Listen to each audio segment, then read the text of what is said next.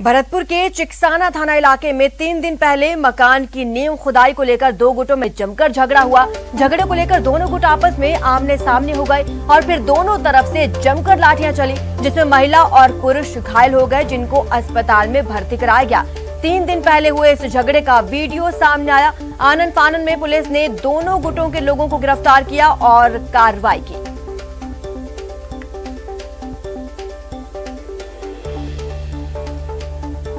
Video है, ये चिकसाना थाने का एरिया का है, बुरावे गांव है और दो पड़ोसियों के बीच में नींव खुदी थी, उसमें कचरा डालने को लेके विवाद किया है और इसमें 2 मुकदमे दर्ज किए जा चुके हैं और तफ्तीश जारी है।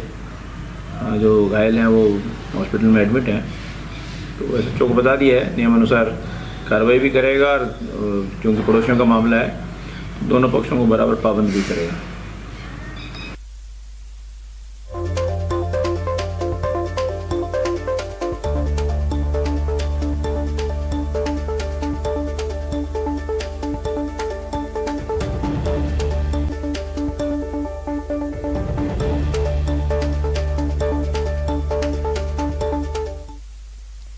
तो वहीं धौलपुर शहर में चोरों का आतंक थमने का नाम नहीं ले रहा। ताजा मामला धौलपुर शहर के निहालगंज थाना इलाके के पुराने बस स्टैंड पर देखने को मिला, जहां घर के सामने खड़ी बुलेरो चोर लेकर फरार हो गया। पूरी वारदात सीसीटीवी कैमरा में कैद हो गई। तस्वीरें आपके सामने हैं। पुलिस ने इस फुटेज के आधार पर अज्ञात चोर की तलाश शुरू कर दी है। 11U0088 जो मेरे घर के सामने खड़ी थी, उसको करीबन सीसीटीवी कैमरे के हिसाब से 4:55 पे 2 अज्ञात चोर अपाची मोटरसाइकिल से आए थे और उसमें से एक उतर के उसने गाड़ी का लॉक खोल के गाड़ी की लोग सीधे चला गया। पीछे से हो गई है। अज्ञात चोर आए और मार्शल गाड़ी को पूरा कर लेंगे, जिसमें सीसीटीवी फुटेज बंगाले गए तो 2 लड़के जिन्होंने हेलमेट लगा रखा। तो वहीं आज कोविन ग्लोबल कॉन्क्लेव को पीएम मोदी संबोधित करने वाले हैं। पीएम मोदी कॉन्क्लेव में साझा करेंगे अपने विचार। वीडियो कॉन्फ्रेंसिंग के जरिए इस कॉन्क्लेव का आयोजन किया जा रहा है। 50 देश इस सम्मेलन में हिस्सा लेंगे। सम्मेलन में उत्पादन और विकास पर चर्चा की जाएगी।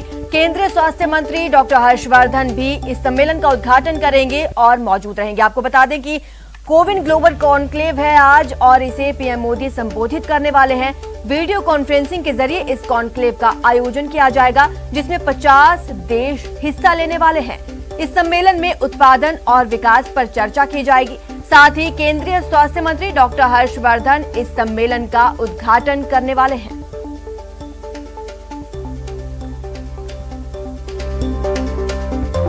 तो इस कॉन्क्लेव में तमाम देशों के नेता और मंत्री अपने विचार साझा करेंगे। वीडियो कॉन्फ्रेंसिंग के जरिए ये कॉन्क्लेव आयोजित हो रही है। 50 देश इसमें हिस्सा ले रहे हैं। केंद्रीय स्वास्थ्य मंत्री डॉक्टर हर्षवर्धन इस सम्मेलन का उद्घाटन करेंगे और पीएम मोदी इसे संबोधित करने वाले हैं। वीडियो कॉन्फ्रेंसिंग के जरिए इस कॉन्क्लेव का आयोजन होगा, जिसे नाम दिया गया है कोविन ग्लोबल कॉन्क्लेव। राफेल विमान सौदे को लेकर सीएम गहलोत ने ट्वीट कर केंद्र पर निशाना साधा है। सीएम ने अपने ट्वीट में लिखा, राहुल गांधी एवं पूरा विपक्ष लगातार राफेल डील पर सवाल उठाता रहा है। मीडिया को भी इसकी सच्चाई सामने लाने के लिए अपनी भूमिका निभानी चाहिए। देश जानना चाहता है कि एयरफोर्स को जब 126 राफेल विमानों की जरूरत थी तो सिर्फ 36 राफेल क्यों खरीदे गए। एक राफेल की कीमत पहले 526 करोड़ रुपए तय थी, जिसे बढ़ाकर 1600 करोड़ रुपए कैसे किया गया। लोकतंत्र में विपक्ष एवं जनता की मांग पर जांच के लिए संयुक्त संसदीय समिति यानी कि जेपीसी बनाई जाती रही है। इसलिए आज जब मुख्य विपक्षी पार्टी कांग्रेस राफेल डील की जांच के लिए जेपीसी बनाने की मांग कर रही है, तो राफेल सौदे की जांच के लिए जेपीसी बनाने में क्या हर्ज है।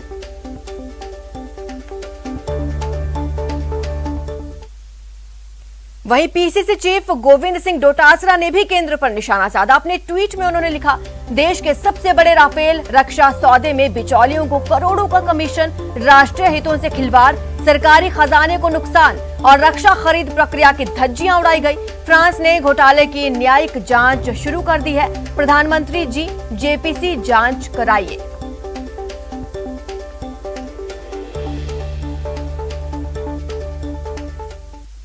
तो वहीं देश में बढ़ती महंगाई को लेकर सीएम अशोक गहलोत ने केंद्र सरकार पर हमला बोला। सीएम ने कहा, केंद्र सरकार की गलत नीतियों की मार जनता को झेलनी पड़ रही है। प्रदेश सरकार ने कहा, जनता कोरोना से परेशान है।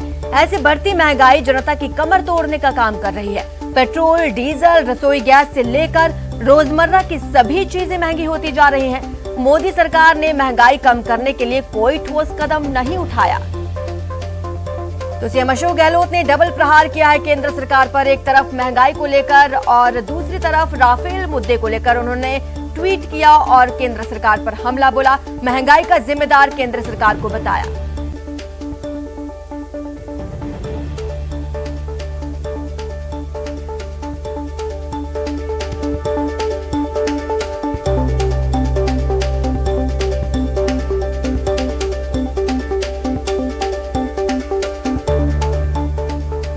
तो आपको बता दें, देश में लगातार बढ़ती महंगाई को लेकर सीएम अशोक गहलोत ने मोदी सरकार पर हमला बोला। सीएम ने ट्वीट किया और कहा कि केंद्र सरकार की गलत नीतियों की वजह से जनता को महंगाई का सामना करना पड़ रहा है। प्रदेश सरकार ने कहा कि जनता कोरोना से परेशान है, ऐसे में महंगाई कमर तोड़ने का काम कर रही है। प्रदेश की यूनिवर्सिटी में यूजी और पीजी फाइनल ईयर की परीक्षाएं होंगी। जुलाई के अंतिम सप्ताह या अगस्त में परीक्षाएं होंगी। उच्च शिक्षा मंत्री भंवर सिंह भाटी ने इसकी घोषणा कर दी है। वहीं फर्स्ट ईयर के स्टूडेंट्स प्रमोट किए जाएंगे, तो वहीं सेकंड ईयर और थर्ड ईयर के छात्रों को प्रोविजनली प्रमोट किया जाएगा। तो ये बड़ी खबर आपको बता रहे हैं परीक्षाओं से जुड़ी हुई, जहां अंतिम वर्ष की जो परीक्षाएं हैं वो जुलाई के अंतिम सप्ताह या अगस्त में होंगी। तो वहीं उच्च शिक्षा मंत्री भंवर सिंह भाटी ने इसकी घोषणा की। कमेटी की रिपोर्ट, सुप्रीम कोर्ट के दिशा निर्देश और यूजीसी की गाइडलाइन के अनुसार फाइनल ईयर की परीक्षाएं करवाए जाना अनिवार्य है, क्योंकि विद्यार्थी जब अपनी डिग्री लेकर के निकलता है तो उसमें अंतिम वर्ष की परीक्षाएं अति आवश्यक रूप से पिछले साल भी हमने करवाई थी और इस साल भी हमने ये निर्णय लिया है राजस्थान सरकार के द्वारा, उस शिक्षा विभाग ने, कि फाइनल ईयर की जो परीक्षाएं हैं वो हमारे जुलाई के इस महीने के अंतिम सप्ताह अथवा अगस्त के फर्स्ट वीक से इन परीक्षाओं का आयोजन किया जाएगा। उसमें यूजी और पीजी की अंतिम वर्ष की परीक्षाएं हम आयोजित। तो वहीं आज लगातार दूसरे दिन पेट्रोल के दाम बढ़ गए। जुलाई महीने में तीसरी बार तेल के दाम बढ़ गए हैं। पेट्रोल के दाम में 37 पैसे की बढ़ोतरी दर्ज की गई। श्रीगंगानगर में पेट्रोल 111 रुपए 14 पैसे हुआ। देश में सबसे महंगा पेट्रोल डीजल श्रीगंगानगर में मिल रहा है। तो आपको बता दें, एक बार फिर पेट्रोल और डीजल की कीमतों ने आमजन को परेशान कर रख दिया है। पूरे देश में सबसे महंगा पेट्रोल डीजल श्रीगंगानगर में मिल रहा है। 111 रुपए से ज्यादा कीमत पर पेट्रोल यहां पर मिल रहा है। आपको बता दें, जुलाई महीने में तीसरी बार ये कीमतें बढ़ चुकी हैं।